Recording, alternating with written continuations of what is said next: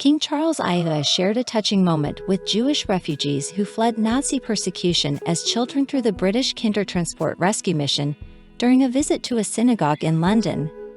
The event, marking the 85th anniversary of the operation, took place at the Central United Synagogue in the West End, where tight security measures were likely in place. During the visit, King Charles I interacted with members of the Association of Jewish Refugees, AJR, Chief Rabbi Sir Ephraim Mervis, and Lord Lieutenant for London, Sir Kenneth Elisa. The synagogue's president Michael Goldstein, Senior Rabbi Barry Lehrer, AJR Trustees Chair Michael Karp, and AJR Chief Executive Michael Newman were also among those present. In a brief clip, the king expressed recognition, saying, "Some familiar faces," as he joined them at the table. Engaging with a seated man, Charles remarked, "I hope you're keeping in reasonable," to which the man responded, "We're still here," eliciting a chuckle from the king. The monarch then expressed amazement at the man's age, saying, 98.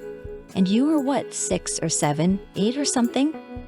As part of the visit, King Charles VIII unveiled a plaque and met refugees who had escaped through Kindertransport before participating in a commemorative Kristallnacht service. The attendees represented early members of AJR, established in 1941 as a support group for Holocaust refugees and survivors in the UK. The visit by King Charles I coincided with a period of heightened anxiety among Jews in Britain due to pro-Palestinian protests. The Kindertransport, initiated in 1938 following Kristallnacht, aimed to bring up to 10,000 children from Nazi-occupied Europe to the UK.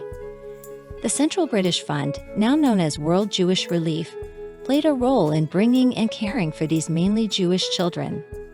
As Prince of Wales, King Charles VIII attended receptions marking the 80th and 75th anniversaries of Kindertransport in 2018 and 2013, respectively.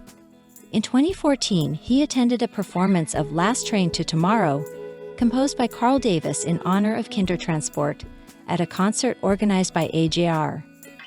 Kristallnacht, known as the Night of Broken Glass, witnessed widespread Nazi terror against Jews in Germany and Austria in 1938.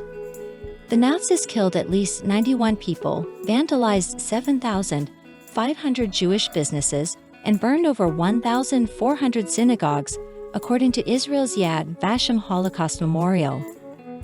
The event marked a turning point in the persecution of Jews, leading to the Holocaust and the murder of 6 million European Jews by the Nazis.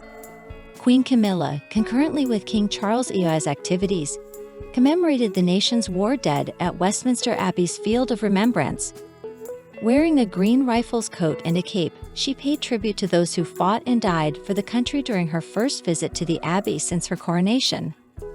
After prayers led by Dean of Westminster the Very Rev. Dr. David Hoyle and the Right Rev. Anthony Ball, rector of St. Margaret's Church, Queen Camilla placed a wooden cross adorned with a red poppy into a larger cross made from flowers associated with the First World War. Following a 2-minute silence at 11 a.m., she met Minister for Veterans Affairs Johnny Mercer and Poppy Factory staff and supporters.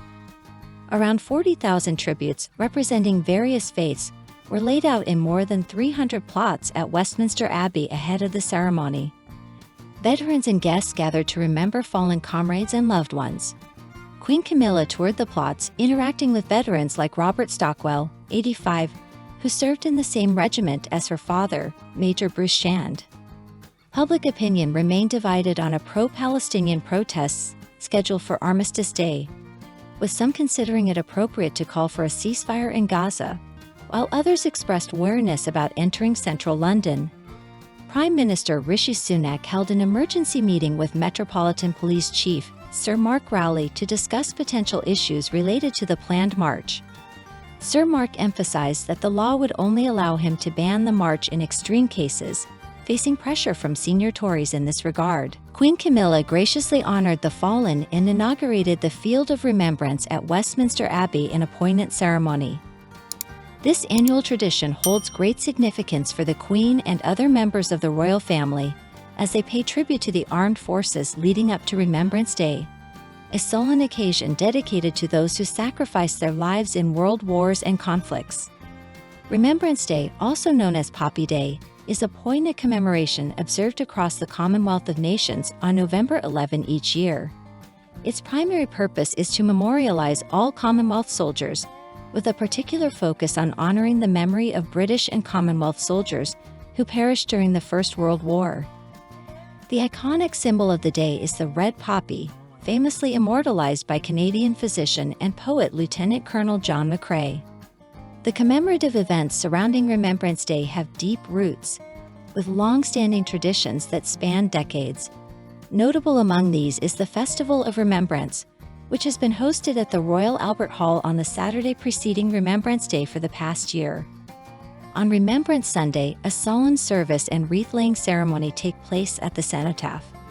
Additionally, for the second consecutive year, Camilla participated in an event at Westminster Abbey on the day preceding Remembrance Day.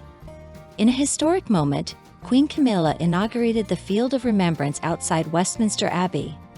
This event, organized by the Poppy Factory, is an annual tradition where a member of the royal family traditionally pays respects at the numerous crosses set up on the Abbey's lawns.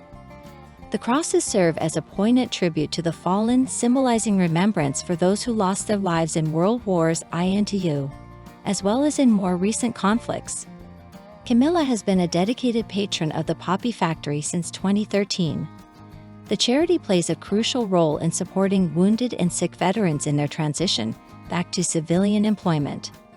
The 2023 Field of Remembrance marks the 95th occurrence of this annual event, which has been a significant part of national remembrance celebrations since its inception in 1928. The tradition began when the Poppy Factory brought a tray of poppies and a tin can to the grounds of St. Margaret's Church, situated on the grounds of Westminster Abbey. What started with a few poppies planted around a single cross has evolved into a poignant tradition, with scarlet poppies covering the Abbey grounds every November. The Dean of Westminster, David Hoyle, presided over this year's event, emphasizing the significance of remembering those who sacrificed their lives for freedom and peace. He invoked a symbolic moment of the armistice on November 11, 1918, as a time to reflect in silent remembrance and gratitude for the fallen.